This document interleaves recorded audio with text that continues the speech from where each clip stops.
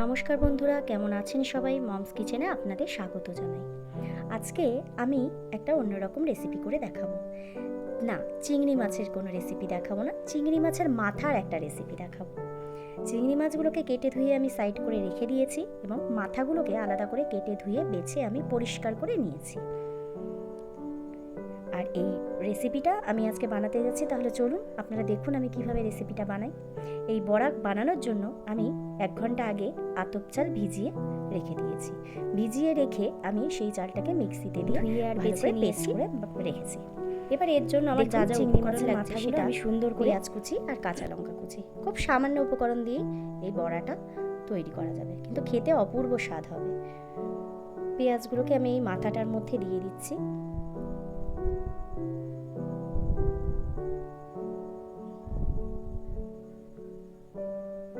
আপনারা যতটা চিংড়ি মাছের মাথা নেবেন তার থেকে একটু পরিমাণে বেশি পেঁয়াজ কুচিয়ে নেবেন। এবার কাঁচা লঙ্কা কুচিটাও আমি দিয়ে দিলাম। পরিমাণ মতো নুন দিচ্ছি।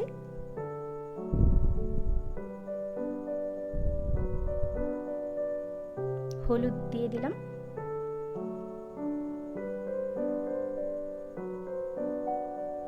এবার একটু সামান্য পরিমাণে লাল লঙ্কার গুঁড়ো দিয়ে দিলাম। আপনারা এটা অপশনাল, দিলে দিতেও পারেন, নাও দিতে পারেন। আমরা আগেই বলেছি আমরা একটু ঝাল বেশি খাই, তাই একটু লঙ্কার গুঁড়িটাও দিলাম।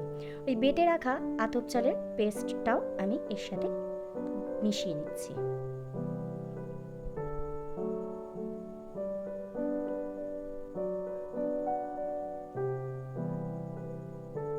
এবারে আমি বেসন দিয়ে দিচ্ছি। যতটা পরিমাণে বেসন লাগবে আপনারা সেটা বুঝে দেবেন।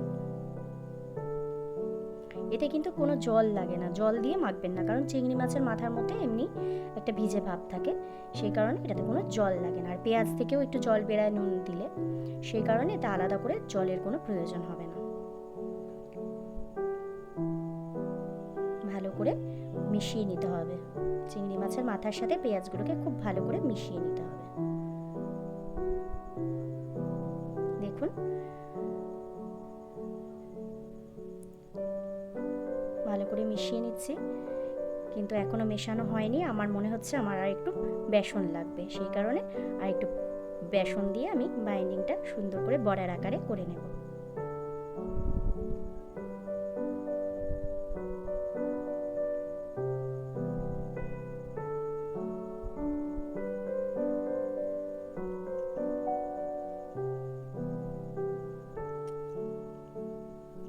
দেখুন সুন্দর করে মাখতে হবে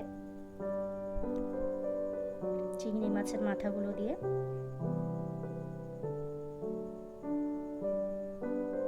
দেখুন আমার মাখা হয়ে গেছে। এইবারে কড়াইতে তেল দিয়ে আমি তেলটাকে গরম হতে দিয়েছি। এদিকে তেলটা গরম হচ্ছে। তেলটা গরম হয়ে গেলে আমি কিছুটা করে পরিমাণ করে বড়ার আকারে নিয়ে আমি তেলের মধ্যে দিয়ে দিচ্ছি। একটা একটা করে আমি মোটামুটি অনেকগুলো বড়াই আমি তেলের পাশে দিয়ে দেব।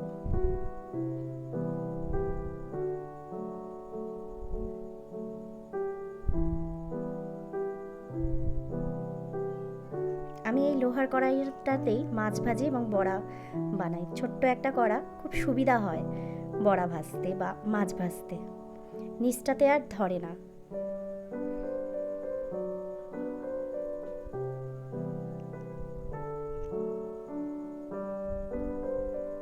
দেখুন বড়াগুলো কত সুন্দর একটা পাশ হয়ে গেছে।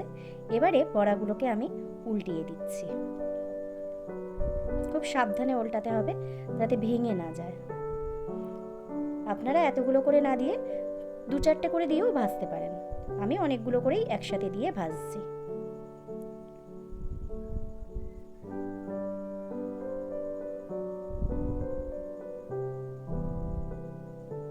এক পিঠ ভাজা হয়ে গেছে, আমি আর একটা পিঠ সুন্দর করে এরকম লাল করে ভাজবো।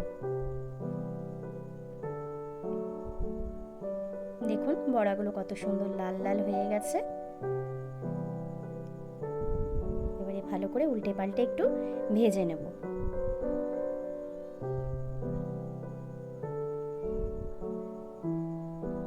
দেখুন আমার বড়াগুলো ভাজা হয়ে গেছে। এইবারে পরিবেশনের জন্য আমার বড়াগুলো পুরোপুরি রেডি হয়ে গেছে। এবারে উঠিয়ে নেওয়ার পালা। এই বড়াটা আপনারা গরম ভাতে একটা কাঁচা লঙ্কা মেখে যদি বড়াটা দিয়ে খান, অপূর্ব স্বাদ লাগবে ভাতের। আর ঠান্ডা লেগেছে, আমার প্রচণ্ড ঠান্ডা লেগেছে। ঠান্ডা লাগলে এই বড়াটা যদি এইভাবে রান্না করে একটা লঙ্কা ডলে যদি ভাতের সাথে খাওয়া যায়, তাহলে দুর্দান্ত স্বাদ লাগে, দুর্দান্ত স্বাদ। আপনারা করে খেয়ে দেখতে পারেন, দেখে আমাকে কমেন্ট করে জানাবেন যে কেমন হয়েছে বড়াটা। দেখুন বড়াগুলো এবার আমি সব কটা বড়া একসাথে তুলে নিচ্ছি। কদিন যাবত ভিডিওতে আমার যে ভয়েসটা আসছে সেটা একটু চেঞ্জ লাগছে, কারণ আমার প্রচণ্ড ঠান্ডা লেগেছে। হ্যাঁ, সেই কারণে আমার গলাটা একটু অন্যরকম শোনা যাচ্ছে, আপনারা কষ্ট করে একটু শুনে নেবেন। দেখুন বড়াগুলো সব হয়ে গেছে, এবারে সব কটা বড়াকে উঠিয়ে নিয়ে আমি পরিবেশন করব। তাহলে চলুন, ভিডিওটা আর বাড়ালাম না, আজকে এখানেই শেষ করলাম। আর রান্নাটা কেমন লাগলো দয়া করে কমেন্ট করে জানাবেন। ভালো লাগলে আমার ভিডিওটাকে একটা লাইক করে দেবেন আর চ্যানেলটাকে সাবস্ক্রাইব করে দেবেন। সবাই ভালো থাকবেন, সুস্থ থাকবেন। দেখা হবে পরের একটা রান্নার ভিডিও।